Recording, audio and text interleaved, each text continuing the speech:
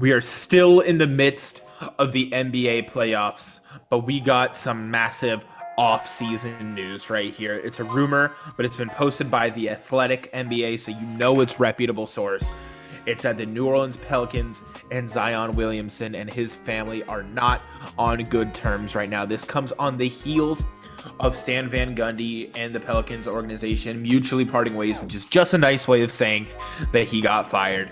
And now the reports are coming out that Zion is not happy. He is apparently supposed to be this generational talent that's supposed to change the face of this franchise, and it hasn't even been two whole seasons together, and he no longer wants to be there. Hi, my name is Sam. I'm joined by my buddy Brandon, and this is the Banter Broadcast.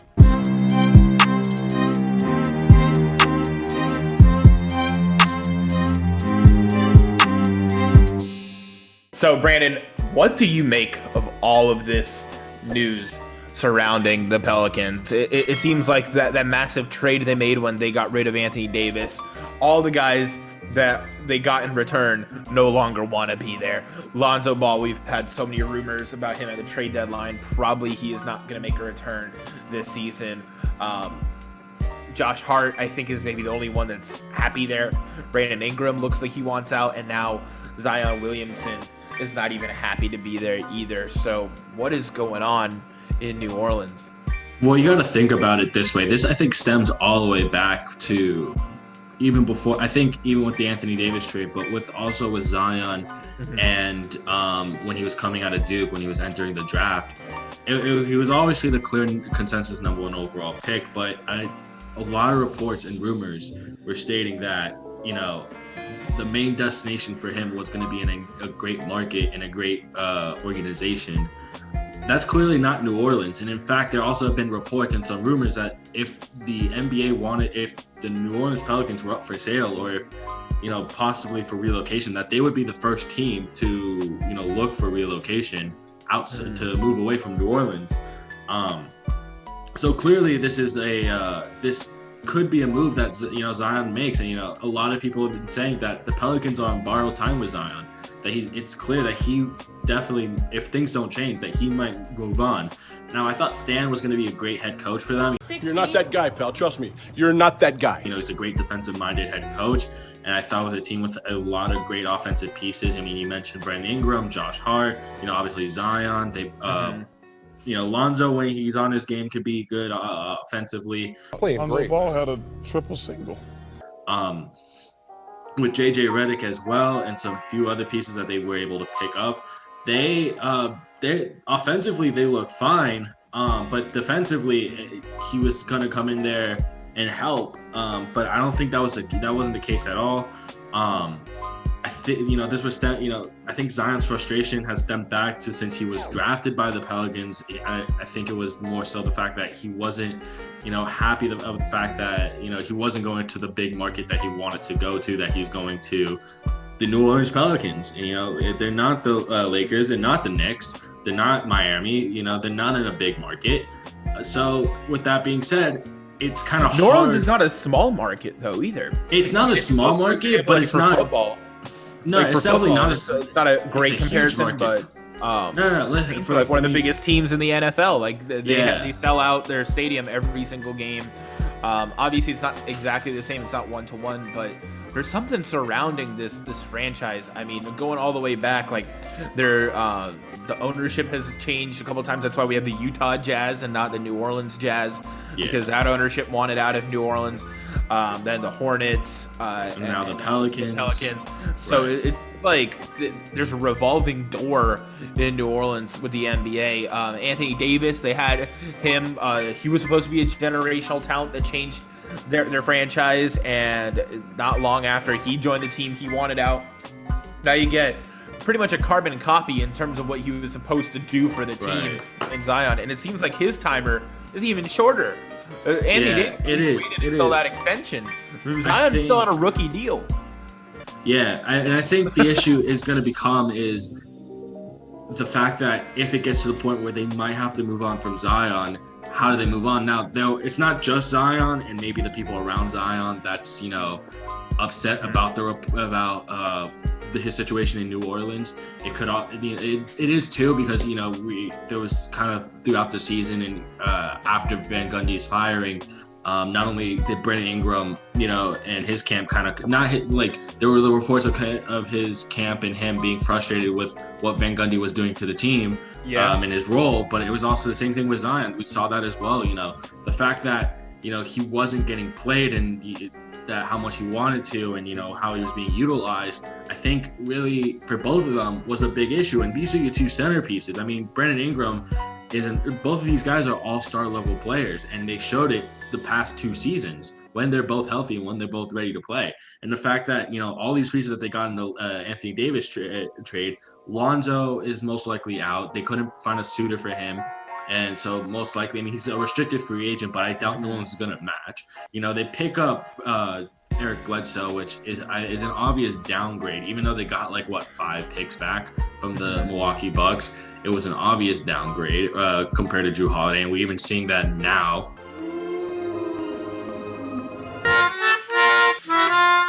In the playoffs, dude, Jrue Holiday is one of the key pieces that is allowing the Bucks to make this big run. Eric Bledsoe was never that. Bledsoe was a massive choke artist in the playoffs, and I don't know why they thought that bringing him in. I did like the addition of Steven Adams. I just don't know if he would have been a good fit for what this New Orleans Pelicans team was going to do. I mean, I think this team is dysfunction with a capital D. That's what's been happening. It's a big issue.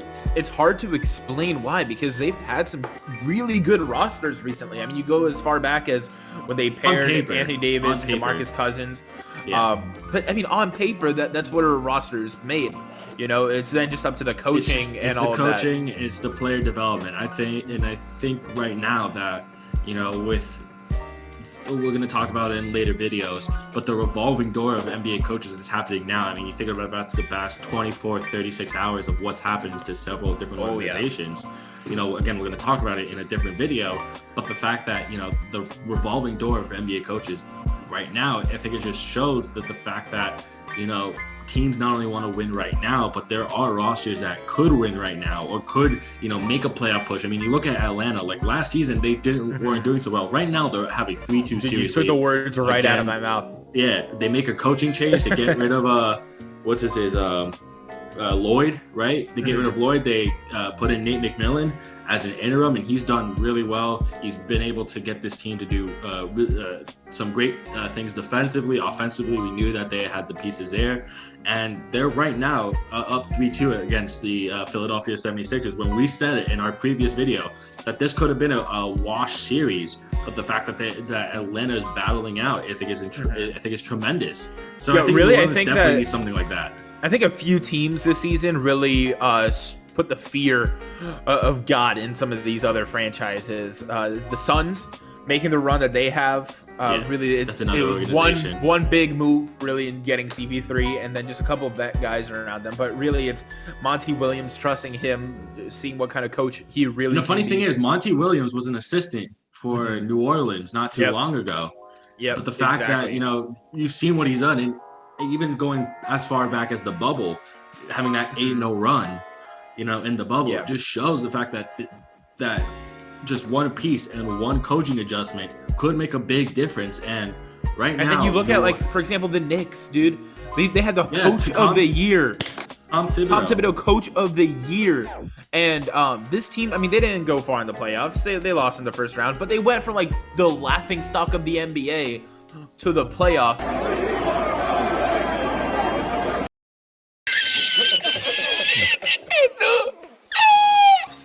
Without really any major roster changes. Yeah, they got Derrick Rose, but before this season, he was washed, right? Tom Thibodeau really got him back playing to his Chicago Bulls days. Hey, Thibodeau likes to get the team back together. That's why he also kept Taj Gibson. Yeah, I wouldn't have been surprised if he also, called Luol Deng and Kirk Heinrich as well. Just been but my point is Carlos Boozer, if he wants, a minimum contract so he can buy more spray on hair, Yeah, but my point is just the coaches this year have really taken subpar teams much further than they were ever supposed to go. And that's what's making teams like New Orleans. We're going to talk about Dallas in a little bit in a different video. But these teams that should be better are not. Now, right before we wrap up, if you look, one more team I want to throw out there is the Hornets. You look at what they did this season. And yes, it was a bit of an up and down season, but the fact that they were still in the play-in tournament, and I get it, it's the difference between East versus West, but at the same time, you look that they were still able to make the play-in tournament, and I believe that the Pelicans roster is a lot better than that Hornets roster. Again, they were able to draft LaMelo. They were able to make a few signings and pieces and get a few pieces. And, they could be, a team that we look at in the East to make, a 7, 8, 6 seed next season. Exactly. Now, before we wrap up, let's play a little game here. It's where is Zion going to end up if he's not in New Orleans? And the first thing, and if you just look at this tweet right here, if you scroll down, the very first post is a Miami Heat Photoshop, because of course it is. Anytime a player is rumored to be out, it's a Miami Heat Photoshop. But then if you keep scrolling down and down, we have a Philly Photoshop, we have a Brooklyn Photoshop. Some of these get a little ridiculous the further you go. You just said Rockets one. That's the most ridiculous one out of all of them. But realistically, can Zion end up somewhere in the next 2 years that's not New Orleans? It's going to be difficult because he's still on that rookie contract. Again, usually what rookie contracts are is a 4-year deal pretty much. It's a 2+2 with the 2-year team option. So even if, he does wait out these next 2 years, he's going to be a restricted free agent, and New Orleans is no doubt going to match. Now, unless he forces a trade like Anthony Davis has, it's going to be unrealistic what the package might look like and how many picks and pieces you might have to give up in order to get Zion. But I would expect a big market team to be able to go after Zion, in the net, especially if these reports still surface, throughout the next, let's say season or two, that Zion's unhappy. I would assume that the New Orleans Pelicans, while they might look at it as we're not getting rid of Zion no matter what, they can sign him to, you look at what LeBron did when he was up for his rookie extension, for an extension. He pretty much said, he made it his way, a 3-year deal. That was before the Supermax. That was before the Supermax. That was before they could sign Zion to this insane. I mean, most likely, and let's be honest, he would qualify for the most money of all time, right, in a contract.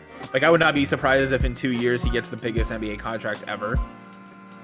Yeah, I wouldn't. I mean, we're even talking about Luka right now because the fact that he was able to make All NBA team. The same thing with Joel Embiid, that he's up for two of the big. These two guys are up for the 2 of the biggest contracts in NBA history right now, if not the biggest, because of the accolades and the fact that of what they were able to accomplish. And Luka's still playing out that rookie deal too. Yeah, I think Joel is no longer on the rookie. I think he signed an extension, right? We'll have to check that out. Joel is on it. He I think he still is on that rookie extension. But I think after the season or next season he will be up for a 4-year, $191 million or something to that extent. Right. I'll pull up the report so you guys can see. Yeah. Some massive money that you cannot even fathom how big of a briefcase you need if you wanted to But listen, Zion, the fact that he's getting multiple All-Stars that he might get multiple All-Star appearances, the fact that he could eventually make an All-NBA team, whether it's defensive or just an All-NBA team, he's going to be up. He's going to be guaranteed for max money. Okay, but anyways, we are going to be monitoring the situation. This will become another James Harden saga like we had earlier in the year on our channel, so definitely stay tuned for that. My name's Sam. I was joined by my buddy Brandon. If you guys enjoyed, make sure to like, comment, and subscribe to our channel, and also all of our other social medias that will be linked below as well. It's been a pleasure. Banter Broadcast out.